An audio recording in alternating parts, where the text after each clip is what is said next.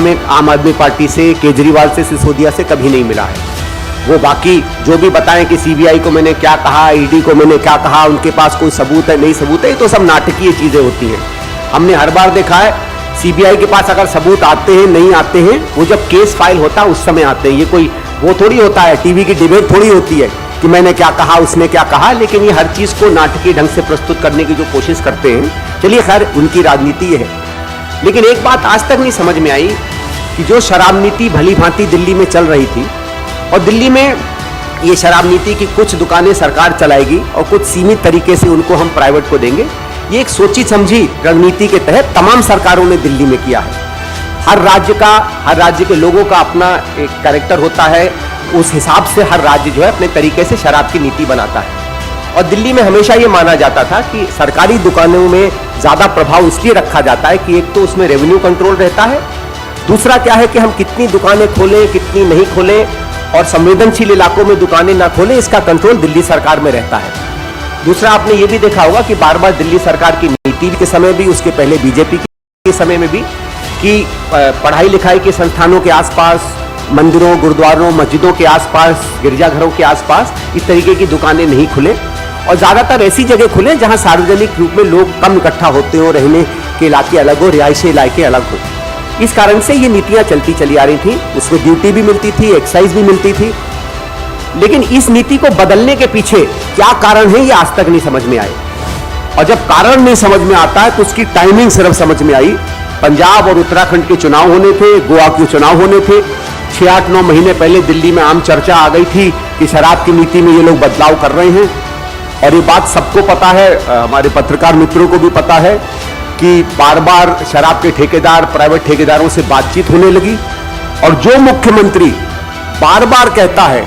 कि किसी चीज का निजीकरण अपने में ही भ्रष्टाचार का प्रतीक है। आपको याद होगा कि जब दिल्ली में बिजली का निजीकरण हुआ था तो इस आदमी ने उस निजीकरण को केवल ये कह के कि निजीकरण ही अपने आप में भ्रष्टाचार का प्रतीक है, उसने वो इंडस्ट्री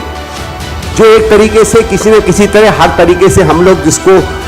एथिकल या मॉरल चीजों पर जिसको सवाल खड़े करते हैं, वो पूरा का पूरा सेक्टर उन्होंने सरकार से हटाकर निजी क्षेत्र में दे दिया।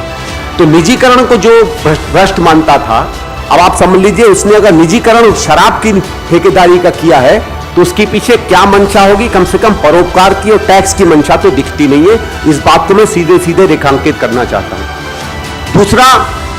क्या इस नीति के बाद टैक्स बढ़ा? जो अभी हाल फिलहाल पिछले कुछ दिनों से आंकड़े निकल कर आए हैं, उसमें यह बात दिखती है कि जहां दिल्ली सरकार को जिस तरीके का टैक्स जिस रेट पर मिलना चाहिए था उसमें कमी आई,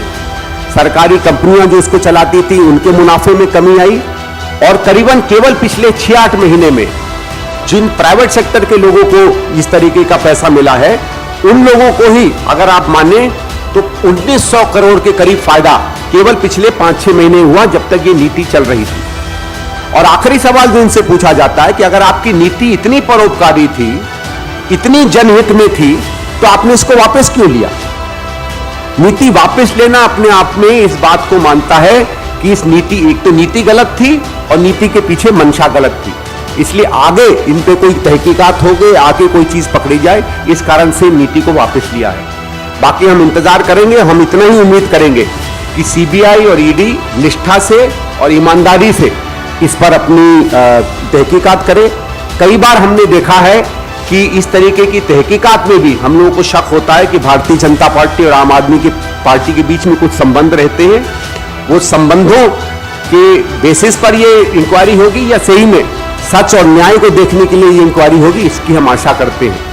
मैं यही आज की बात खत्म करना चाहता हूं, केवल 2-3 बात बताना चाहता हूं कि हम लोगों ने, क्योंकि देखा है कि अब जिस तरीके से दिल्ली सरकार चल रही है, 5 या 6 ऐसे नए मुद्दे निकल कर आए हैं जिसमें हम आम आदमी पार्टी को भ्रष्टाचार से लिप्त मानते हैं। अगले 3 या 4 दिन में इन सारी के सारी बातों पर आपसे भी हम लोग रूबरू होंगे, और हमने रणनीति बनाई है कि एलजी साहब के पास और एलजी साहब के साथ साथ गृह मंत्रालय में इन 4-5 चीजों को ले जाकर उनसे हम डिमांड करेंगे कि नए विषयों पर भी